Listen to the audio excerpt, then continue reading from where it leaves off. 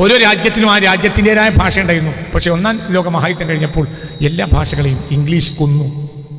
ഇത് ഓരോ നാട്ടുകാർക്കും അവരവരുടെ ഭാഷയിൽ അഭിമാനമില്ല, ഇംഗ്ലീഷിലാണ് അഭിമാനം. അതൊരു ശൈത്താനിയത്താണ്. ഇംഗ്ലീഷിൽ കുട്ടി സംസാരിച്ച് പോയാൽ ഫൈന് കൊടുക്കേണ്ട വിദ്യാഭ്യാസ സ്ഥാപനങ്ങൾ കേരളത്തിലുണ്ട്. കോഴിക്കോട് ജില്ലയിലുണ്ട്, മലപ്പുറം ജില്ലയിലുണ്ട്. മലയാളത്തിൽ കുട്ടി സംസാരിച്ചു കൊടുത്താൽ ഫൈന് കൊടുക്കേണ്ട സ്ഥാപനങ്ങളുണ്ട്. മലയാളത്തിൽ കുട്ടി സംസാരിക്കാൻ പാടില്ല, ഫൈൻ കൊടുക്കണം.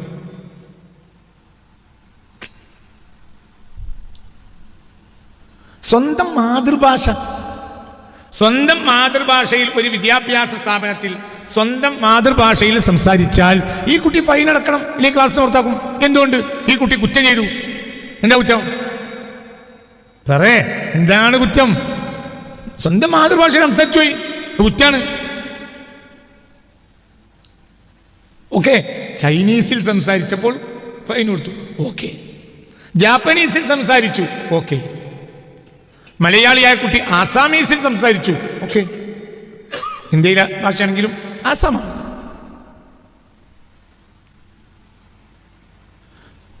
ഒരു ഇന്ത്യക്കാരനായ കേരളക്കാരനായ കുട്ടി കേരളത്തിലെ ഒരു വിദ്യാഭ്യാസ സ്ഥാപനത്തിൽ മലയാളത്തിൽ സംസാരിച്ചാൽ ഫൈൻ കൊടുക്കണം. എന്തുകൊണ്ട്?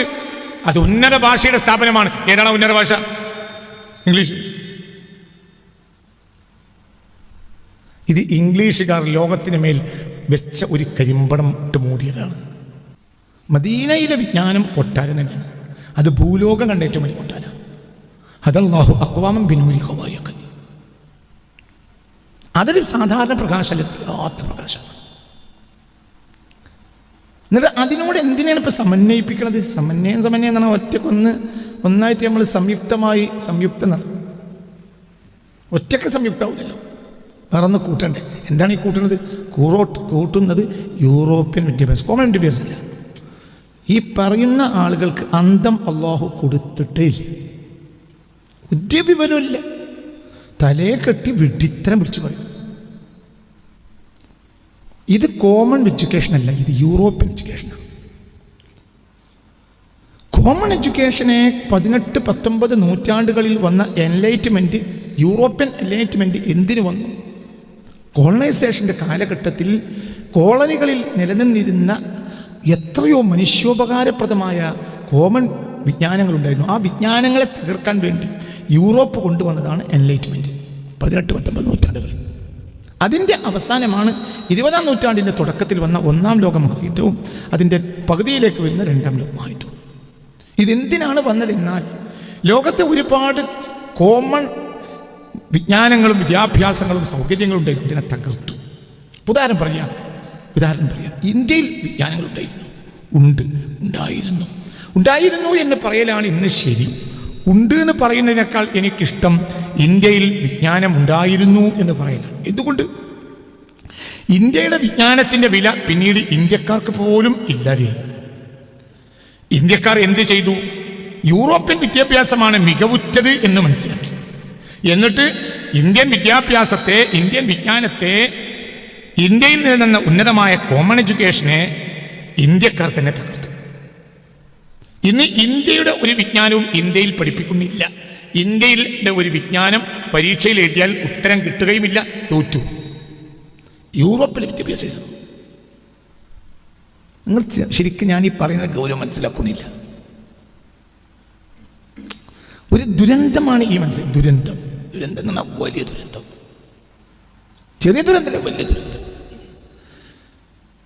അതല്ലാഹു അഖ്വാമൻ ബിനൂരി ഖവായിഖ. ഓരോ വരികളും കാണുമ്പോഴത്തേന് ഞാനത് പറഞ്ഞു.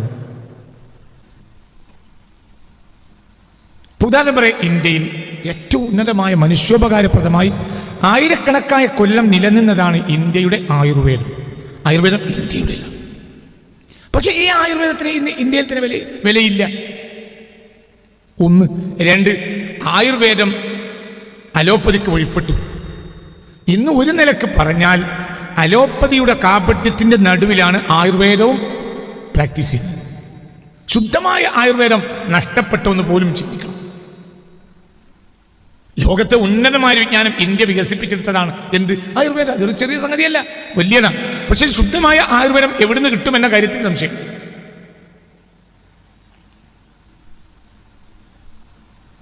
വളരെ ചിന്തിക്കുക. ഒരു ആയുർവേദം നമ്മളിൽ ഇന്ന് ആയുർവേദം തന്നെയാണോ അതല്ലത് അലോപ്പതിയുടെ മറവിൽ നടക്കുന്ന കളികളാണോ എന്ന് പോലും ഇന്ന് അനുവാചകനെ സംബന്ധിച്ച് എനിക്ക് സംശയമാണ്. ആയുർവേദം നമ്മളെ ഉള്ളിൽ ആക്ട് ചെയ്യുന്നത് ആയുർവേദമാണോ അതല്ല അലോപ്പതിയാണോ ഉള്ളിൽ കളിക്കുന്നത് മനസ്സിലാവുന്നില്ല. ലോകത്ത് ഒരുപാട് ഉപകാരം ചെയ്ത ഒരു സാധനമാണ് എന്താ ആയുർവേദം. ആ ആയുർവേദത്തെ അലോപ്പതി ജയിച്ചു. ഒരു ഉദാഹരണം പറയാം.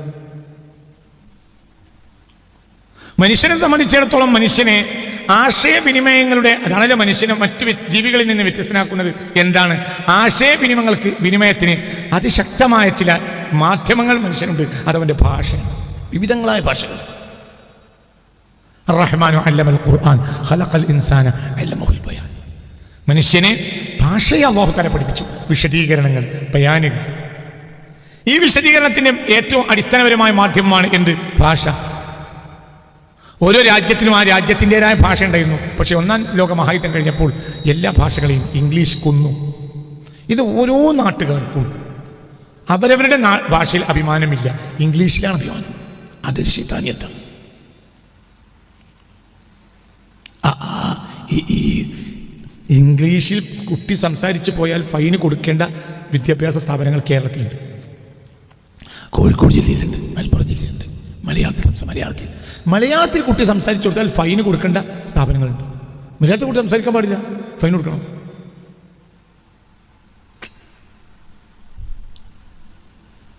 സ്വന്തം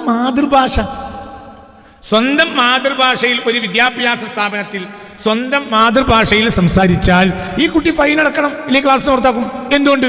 ഈ കുട്ടി കുറ്റം ചെയ്തു. എന്താ കുറ്റം? എന്താണ് കുറ്റം? സ്വന്തം മാതൃഭാഷയിൽ സംസാരിച്ചു പോയി, കുറ്റാണ്. ഓക്കെ, ചൈനീസിൽ സംസാരിച്ചപ്പോൾ ഫൈൻ കൊടുത്തു, ഓക്കെ. ജാപ്പനീസിൽ സംസാരിച്ചു, ഓക്കെ.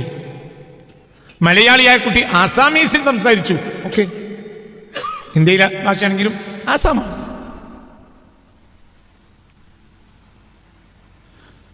ഒരു ഇന്ത്യക്കാരനായ കേരളക്കാരനായ കുട്ടി കേരളത്തിലെ ഒരു വിദ്യാഭ്യാസ സ്ഥാപനത്തിൽ മലയാളത്തിൽ സംസാരിച്ചാൽ ഫൈൻ കൊടുക്കണം.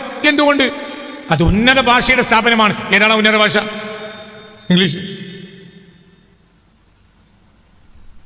ഇത് ഇംഗ്ലീഷുകാർ ലോകത്തിന് മേൽ വെച്ച ഒരു കരിമ്പടം ഇട്ട് മൂടിയതാണ്. ഇത് ലോകത്തിൽ തിന്മയാണ്. സമന്വയ വിദ്യാഭ്യാസം എന്ന് പറഞ്ഞാൽ എന്താണ് ഈ തലയെ കെട്ടിയ മണ്ടന്മാർ മനസ്സിലാക്കണം.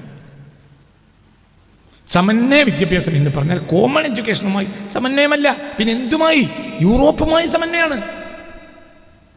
ഇല്ലെങ്കിൽ യൂറോപ്യന്മാർ ചന്ദ്രനിൽ കാൽ കുത്തിയാലും കുത്തിയിട്ടില്ലെങ്കിലും അവർ കുത്തി എന്ന് എഴുതൽ നമുക്ക് നിർബന്ധമാണ്.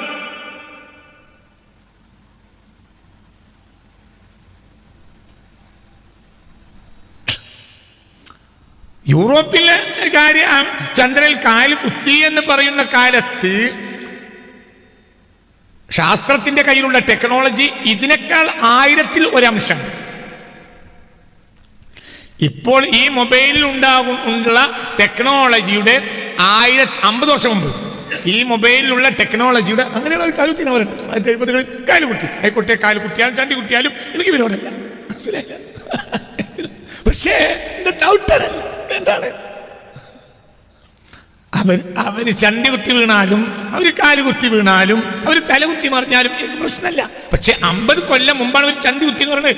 അക്കാലത്ത് മോഡേൺ ടെക്നോളജിയുടെ കയ്യിൽ ഇതിലുള്ളതിന്റെ 1000-ൽ 1 അംശം പോലും ടെക്നോളജി പവർ ഇല്ല. 100-ലൊന്നല്ല, 1000-ലുണ്ട് ഇല്ല. അക്കാലത്താണ് അവർ ചന്ദ്രനിൽ ചന്തി കുത്തി കൂടെ. എങ്കിൽ ആ പറഞ്ഞ ശരിയാണെങ്കിൽ ഇവരിങ്ങനെ ചന്തി കുത്തിയപ്പോൾ പഠിച്ചോൻ എന്ത് ചെയ്തു? ബാരിക്കേഡ് കെട്ടിയോ? ഇങ്ങനെ വരാറുണ്ട് ഇല്ല. അങ്ങനെയാണെങ്കിൽ രാവിലെ ഒരു കൂട്ടർക്ക് പോകാം, പിന്നെ നാസ്ത കഴിഞ്ഞിട്ട് അടുത്ത കൂട്ടർക്ക് പോകാം. അവർക്ക് ടെക്നോളജി വളരണ്ടേ? ഇതിന്റെ 1000-ൽ 1 അംശം പോലും അന്ന് മോഡേൺ ടെക്നോളജിക്ക് പവർ ഇല്ല. അക്കാലത്താണ് ഇവർ ചന്ദ്രനിൽ ചന്തി കുത്തി വീണത്. എങ്കിൽ ഇപ്പൊ ഇവർക്ക് എന്ത് ചെയ്യാം? എന്ത് ചെയ്യാം?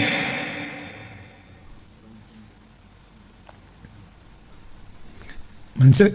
അരമണിക്കൂർ ഇടവിട്ട് പഴയ കാലത്തുള്ള ജീപ്പ് ഒപ്പിക്കലേ നമ്മുടെ നാട്ടിൽ. ഫറൂഖ് കടലുണ്ടി അങ്ങനെ കേട്ടിട്ടുണ്ട്. കടലുണ്ടി ഫറൂഖ് ചാലിയം ഇങ്ങനെ പറഞ്ഞാണ് ആ ഫറൂഖ് വളവെന്ന്. അങ്ങനെ ഞാൻ ഫറൂഖിൽ കുറച്ച് കാലം കൊത്തുപോലിയിരുന്നു, കുറച്ച് 990 അക്കാലത്ത് ജീപ്പ് ഒപ്പിച്ചു. ഫറൂഖ് ചാലിയം അങ്ങനെ ജീപ്പ് ഒഴിക്കും. ഒരു ജീപ്പ് കഴിഞ്ഞാൽ അടുത്ത ജീപ്പ് അവിടെ നിൽക്കും. ആൾ കയറിയ 2 രൂപ 1 രൂപ ഒക്കെ നന്നായിട്ട് കത്തിച്ച്. അപ്പോൾ ചന്ദ്രൻ എന്നാണ് എന്ത് ജീപ്പ് വിളിച്ചു നോക്കാം. കാരണം അന്ന് മോഡേൺ ടെക്നോളജിയുടെ കയ്യിൽ ഇതിന്റെ 1000-ൽ അംശം പോലും ഇല്ല. ഇപ്പോൾ അസൂയാവഹമായ വളർച്ചയാണ് മോഡേൺ ടെക്നോളജിക്ക് ഉണ്ടായത്. എന്താ പോകാത്തറിയ നിങ്ങൾക്ക്? അതിന് കാരണം ഞാൻ പറഞ്ഞില്ല. ഇപ്പോൾ മോഡേൺ ടെക്നോളജിയുടെ കയ്യിൽ പൂച്ചക്കണ്ണിനേക്കാൾ സൂക്ഷ്മമായ ക്യാമറകളുണ്ട്. എന്താ പ്രശ്നം? പണ്ട് നിങ്ങൾ ഏതെങ്കിലും ഒരു മരുഭൂമി പോയി അമേരിക്കയുടെ കൂടി കുത്തി ഫോട്ടോ എടുത്താൽ ഇത് ചന്ദ്രനിലെത്തി വിടാ. ഇപ്പൊ നടക്കൂല. അതാണ് പ്രശ്നം. അല്ല, എന്താണ് പ്രശ്നം? അതിൻ്റെ ഇടയിൽ വേണമെങ്കിൽ ചന്ദ്രന്റെയും ഭൂമിയുടെയും ഇടയിൽ തലശ്ശേരിക്കാർക്ക് മന്തിക്കട തുടങ്ങാം. കാരണം അത്രയും അനുഭവമില്ലേ? പിന്നെന്താണോ പോകാത്തത്? അപ്പൊ എന്താണ് കോമൺ എഡ്യൂക്കേഷൻ? എന്താണ് ഈ സമന്വയ വിദ്യാഭ്യാസം? എന്താണത്? മദീനയിലെ ഹക്കായ വിദ്യാഭ്യാസത്തോട് ഈ കളവിനെ ചേർത്ത് വെക്കുക. ഇതൊരു കാലഘട്ടത്തിന്റെ ദുരന്താണ്. അത് ദുരന്താണ് എന്ന് ഈ തലയെ കെട്ടിയ മൂല്യർക്ക് മനസ്സിലാവണം.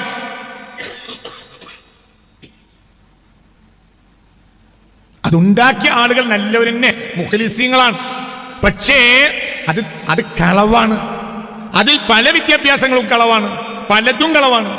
ഇത് കളവാണ് എന്ന ബോധം നമുക്കുണ്ടാവണം. നമ്മൾ അസ്ദഖു സ്വാദിഖീന്റെ വിജ്ഞാനത്തോട് ഇത് ചേർത്ത് വെക്കുമ്പോൾ 100 തവണ അത് ആലോചിക്കണം. അപ്പൊ കുട്ടികളെ നേരായ വഴിക്ക് തിരിക്കാൻ കഴിയുന്ന ആത്മീയമായ പ്രഭാവതയുള്ള ഉന്നതമായ സൂഫികളായ ആലിമീങ്ങൾ അവരെ വഴി നടത്തണം. ഇല്ലെങ്കിൽ കളവിലേക്കാണ് മനുഷ്യനെ. ഇന്ന നഫ്സ ലഅമ്മാറതു ബിസൂ. അതാ ചിന്തിക്കേണ്ടത്. മദ്രസ പഠിപ്പിക്കാൻ ഓതുന്ന മുതഅല്ലിമായി ഓടുന്ന കാലത്ത് മദ്രസ പഠിപ്പിക്കാൻ ഉസ്താദ്മാരെ മൈക്കൂല. എന്ത്? ദർസിൽ ഓടുന്ന കുട്ടികളെ മദ്രസ പഠിപ്പിക്കാൻ അവിടെ ഒരു മദ്രസ ഉണ്ട്. അക്കാലത്ത് 250 രൂപയൊക്കെ ശമ്പളം, 200, 250 ശമ്പളം, 500 രൂപ 400 രൂപയൊക്കെ സാധാരണ മുഅല്ലിമിന് കൊടുക്കേണ്ടി വന്നാൽ ഒരു നെടിയനായ മുതഅല്ലിമിനെ, ദർസിലെ മുതഅല്ലിമിനെ നിർത്തിയിട്ട് അത് 200, 250 ഒപ്പിക്കും കമ്മിറ്റിക്കാർ. കമ്മിറ്റിക്കാരും പാവങ്ങളാണ്. ഈ കുട്ടിക്ക് അതൊരു ആശ്വാസമാണ്. എന്തുകൊണ്ട്? വാപ്പാന്റെ ഉമ്മാന്റെ കയ്യിൽ നിന്ന് ഒന്നും കിട്ടാനുണ്ടാവില്ല. ഒരു ചായ കുടിക്കാനോ കിതാബോ അങ്ങനെ പൈസ ഉണ്ടാവില്ല. അപ്പോൾ ഉസ്താദന്മാരോട് ചോദിക്കും, ഞാൻ അവിടെ മദ്രസയിൽ ജോലി ഉണ്ടത് എടുക്കട്ടെ. വേണ്ട അറിയും. എത്ര മദ്രസക്ക് പോകേണ്ടുള്ളൂ? 1.5 മണിക്കൂർ. സുസ്താൻ വയ്ക്കൂല. വേണ്ട. എന്തുകൊണ്ട് വേണ്ട? 10 റുപ്യ കിട്ടിക്കഴിഞ്ഞാൽ ഇതുകൊണ്ട് വീണു പോകും. പിന്നെ അതിൻ്റെ ആളാവും. അതിന് ദുന്യാവ് കിട്ടാണ്ടെങ്കിൽ പിന്നെ ദീനി ഒഴിവാക്കും. എൻ്റെ ആഗ്രഹം പിന്നെ അങ്ങോട്ടായി മാറും. പിന്നെ ദർസിലൊന്ന് നിർത്തും. പിന്നെ നിനക്ക് ആലിമാകാനുള്ളൊരു ത്വര നിൻ്റെ ഉള്ളിലുണ്ട്, അതില്ലാതെയാവും. അപ്പോൾ നിൻ്റെ കയ്യിൽ 10 പൈസ ഇല്ലാതെ പഠിക്കണം. ഇത് കഴിഞ്ഞിട്ട് മതി പൈസ. നിങ്ങൾക്ക് പറഞ്ഞത് മനസ്സിലായോ? ഒരിക്കലും ദുനിയാവുമായി കൂട്ടിക്കെട്ടാൻ ആലിമിനെ സമ്മതിക്കൂല. യൂറോപ്പിൽ നിന്ന് വന്നത് എന്നു കളവാ. എന്തുകൊണ്ട്? പിശാചിനെ ഒളിച്ചു കിടത്തിയ ഒരു വൻകരയുണ്ടെങ്കിൽ അത് യൂറോപ്പാണ്. അത് ഒളിച്ചു കിടത്തിയല്ല, ലക്ഷ്യം തന്നെ കളവാ, പിശാചാണ്. അത് കളവാണ്, അത് തിന്മയാണ്. അവരെന്ത് പറഞ്ഞാലും നമ്മളത് ഇതാ. എനിക്ക് നിങ്ങൾ ചന്ദ്രനിൽ കാലുകുത്തി എന്ന കാര്യത്തിൽ സംശയം ഉണ്ട് പറഞ്ഞാൽ SLC തോറ്റു. ഇന്ത്യക്കാരന് സംശയമുണ്ട്. ഇന്ത്യക്കാരന് അതിൽ സംശയമുണ്ട്. ഇന്ത്യക്കാരന് അവർ ചന്ദ്രനിൽ കാലുകുത്തി എന്ന കാര്യത്തിൽ സംശയമുണ്ട്. പക്ഷെ ഞങ്ങൾ ഇന്ത്യക്കാർക്ക് നിങ്ങൾ ചാലുകുത്തിയ കാര്യത്തിൽ സംശയമുണ്ട് പറഞ്ഞാൽ SLC തോൽക്കുമല്ലോ. ഇന്ത്യക്ക് ഇത് പറയൽ നിർബന്ധമില്ലേനും. യൂറോപ്യന്മാർ ചന്ദ്രനിൽ കാലുകുത്തി എന്ന് പറയേണ്ട ബാധ്യത ഇന്ത്യക്കാർക്കുണ്ടോ? ഉണ്ടോ? മനസ്സിലായില്ല. യൂറോപ്യന്മാർ ചന്ദ്രനിൽ കാല് കുത്തിയിട്ടുണ്ട് എന്ന് പറയേണ്ട ബാധ്യത ഇന്ത്യക്കാർക്കുണ്ടോ? ഇല്ല. പക്ഷെ ഇന്ത്യക്കാർക്കുണ്ട്. എന്തുകൊണ്ട്? ഉന്നത വിദ്യാഭ്യാസത്തിന് പോകണമെങ്കിൽ ഇത് അംഗീകരിക്കണം. ഇന്ത്യയുടെ മേൽ വീണിട്ടുണ്ട്. ലോകത്തെ സകല രാജ്യങ്ങളുടെ മേലും യൂറോപ്യനൈസേഷൻ കരിമ്പടം പുതപ്പിച്ചു കഴിഞ്ഞു. മേലെ പേപ്പറിന് എന്താ പറയാ, കാറ്റടിച്ചാൽ പേപ്പറിന് പറക്കാൻ അഭിവാഞ്ഞയുണ്ട്. പക്ഷേ പേപ്പർ വെയിറ്റ് അതിന് സമ്മതിക്കൂല. അങ്ങനെ പോയി കൊടുക്കുന്നു. ശരി, മനസ്സിലായില്ല? പേപ്പർ കാറ്റടിച്ചാൽ പറക്കണം എന്നുള്ള താല്പര്യം ആർക്കുണ്ട്?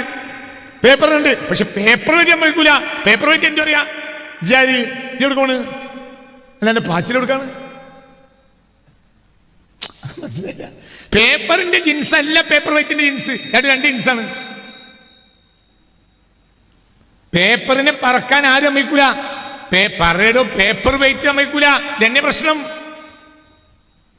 അതല്ലാഹു നിങ്ങൾ അർത്ഥം വെച്ച് പോയാൽ പോലെ എന്താണ് ഇത് നിങ്ങൾ മനസ്സിലാക്കണം. ലോകത്തെ സത്യമായ വിജ്ഞാനം വന്നത് മദീനയിൽ നിന്നാണ്. അത് ജെറൂസലേമിൽ വന്നിട്ടില്ല, വന്നിരുന്നു ഈസാ നബിയുടെ കാലത്ത്. പിന്നെ അതിനെ യൂറോപ്പ് മൂടി. ഈസാ നബിയെ മര്യാദയ്ക്ക് ജീവിക്കാൻ യൂറോപ്പ് സമ്മതിച്ചില്ല. അന്ന് ജെറൂസലേമിലെ അധികാരം ഗ്രീക്കുകാർക്കാണ്. മൂസാ നബിയുടെ വിജ്ഞാനം മര്യാദയ്ക്ക് കൊണ്ടുനടക്കാൻ യൂറോപ്പ് സമ്മതിച്ചില്ല. സുലൈമാൻ നബി അലൈഹി സ്വലാത്തു വസ്സലാം മാനത്ത് പറഞ്ഞ വ്യക്തിയാണ്. പക്ഷെ ആ വ്യക്തിയുടെ വിജ്ഞാനം പിന്നീട് കൈവശപ്പെടുത്താൻ അസീറിയക്കാർ സമ്മതിച്ചില്ല. അസീറിയക്കാരുടെ അടിസ്ഥാനം യൂറോപ്പാണ്.